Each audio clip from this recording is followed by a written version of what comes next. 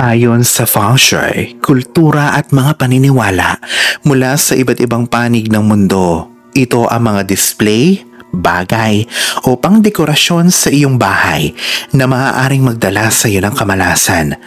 Ang mga matatandang kasabihan mula sa iba't ibang panig ng mundo ay nagbabala sa atin patungkol sa bad luck o malas sa loob ng maraming siglo. May mga kwentong nakakakilabot din sa likod ng mga bagay na ito, dahilan para hindi dapat na manatili ito sa loob ng bahay mo. Iyon ang alamin sa channel na ito. Kung ngayon ka pa lang sa channel na ito, huwag kalimutang i-like at i-share ang video na ito.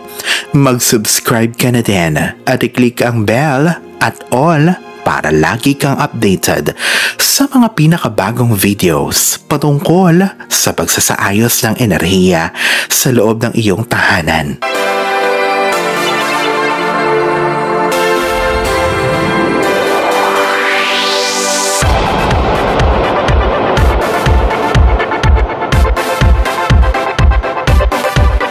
Una, sirang orasan. Maraming tradisyon at feng shui practitioners ang nagbabawal ng pagpapanatili ng sirang orasan sa loob ng bahay. Sila ay representasyon ng panloob at labas na kalat na wala talagang lugar sa loob ng iyong bahay. Ayon sa feng shui, ang mga timekeeping tools ay dapat na nagfa-function ng maayos.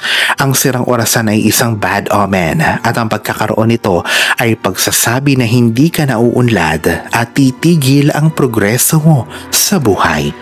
Ang nakakakilabot dito ay kung ito ay nag-a-alarm o tutunog ang chime. Sa punto na sira na ito ay senyales na maaaring may bawian ng buhay na kasama mo sa bahay. Pangalawa, ayon pa din sa feng shui at mga tradisyon, ang matitinik na halaman gaya ng cactus ay hindi dapat inilalagay sa loob ng bahay.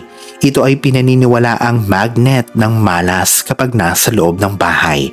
Ito ay nagdadala ng tensyon sa loob ng tahanan dahil sa sharp chi na taglay nito. Pangatlo, ang gusot-gusot na higaan ay malas din. Ito ay nagdudulot ng walang kapahingahan sa pagtulog at kamalasan naman sa pag-alis ng bahay. Ang pagkaantala din habang inaayos ito ay malas ayon sa mga paniniwala. Pang-apat, ang paniniwala na malas ang bukas na payong sa loob ng bahay ay nagmula pa sa sinaunang Ehipto. Ang payong ay isang kasangkapan upang protektahan ang sarili sa panahon sa labas. Ito ay tag-init at tag-ulan. At ang paglalagay ng mga ito sa loob ng bahay ay insulto sa mga mabubuting espiritu na nagpoprotekta sa iyo sa loob ng bahay.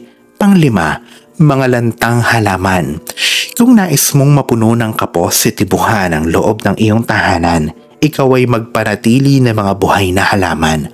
Ang pagpapanatili ng mga patay na halaman ay nagdadala ng patay na enerhiya. Ito rin ay nagdadala ng dumi na hindi mabuti sa ating kalusugan.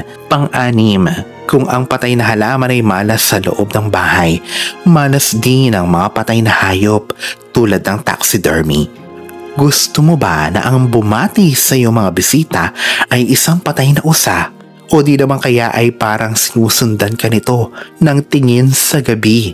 Ito rin ay nakaka-turn off sa mga maaaring bumili ng iyong bahay pagdating ng panahon. Pang-pito, ang pagpapanatili ng lumang kalendaryo ay parang pagpapanatili ng sirang orasan sa iyong bahay ayon sa tradisyon at feng shui. Ang pagpapanatili ng mga ito ay pinaniniwala ang nagdadala ng malas, kawalan ng prosperidad at maikling buhay. Kung ayaw mo naman na mangyari ito, panatilihin lamang ang bagong kalendaryo sa iyong bahay. Panatilihin ang oras at petsa dito ay laging updated. Alalahanin na sa poong may kapal pa din, nagmumula ang lahat ng pagpapala, ang kasipagan at ang kabutihan sa ating kapwa kasabay ng buo mong pananalig sa may kapal. Ang siya pa rin na dapat ay manaig. Ang mga ito ay mga gabay lamang.